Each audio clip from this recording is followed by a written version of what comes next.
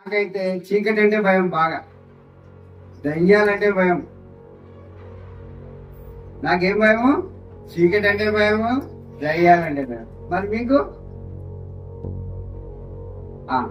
ఇక్కడ ఒక 2 విషయాలు చెప్తాను మీకు.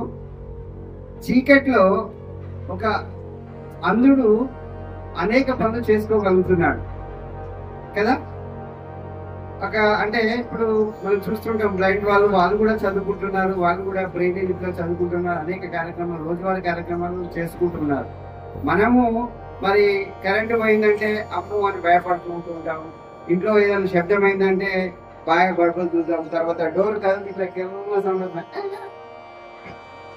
డోర్ క్లోజ్ అవుతుంది ఇట్లా చిన్నప్పుడు భయపడుకుంటున్నాం. ఎందుకు? ఏదో అయింది కావచ్చు, దయ్యం వచ్చింది కావచ్చు, గాలి ఉన్నది కావచ్చు, ఇదంతా రకరకాలు అనుకుంటాం. కానీ చీకటి అనేటువంటిది అందులకు గుడి వారికి వాళ్ళకి చూసినట్టయితే ఎప్పుడు నిరంతరం చీకట్లో ఉన్నట్టే కదా వాళ్ళు భయపడదు, అనేక రకాల పనులు చేసుకుంటూ ఉంటారు. మరి వాళ్ళకి లేని భయం మనకెందుకు అంటే మనం చాలా అనుమానాలను పెట్టుకుంటాం, మనం అపనమ్మకాలను పెట్టుకుంటాం. కాబట్టి చీకటి అంటే భయపడకూడదు. ఇంకొకటి దయ్యాల విషయం అనుకుందాం. దయ్యాలు మగ దయ్యాలు ఉంటాయా, ఆడ దయ్యాలు ఉంటాయా? 2 ఉంటాయి అంతేనా?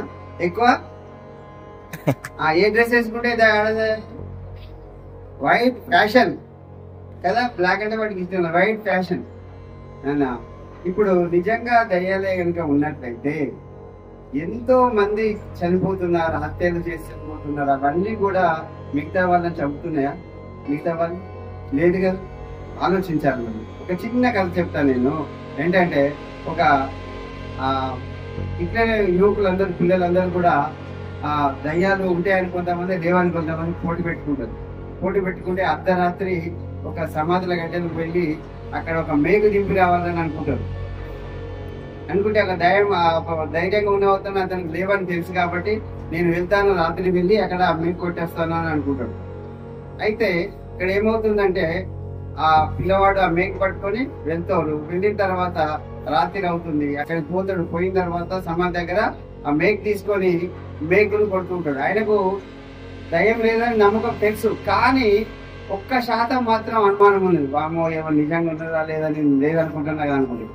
అటు ఇటు చూసుకుంటా మేకు కొడతాడు. మేకు అటు ఇటు మేకు కొట్టిన తర్వాత మేకు కొట్టి అయిపోయింది అనుకొని వెనుకకు తిరుగుతాడు. వెనుకకు తిరగగానే వెనుక నుండి ఏదో వచ్చేసి లటక్కున పట్టినట్టు అనిపిస్తుంది అంటాడు ఒకేసారి. ఏమంటే ఆయనకు హార్ట్ అటాక్ వచ్చి చనిపోతాడు. ఏమొచ్చి పట్టింది ఆయనను? ఏమొచ్చి పట్టింది?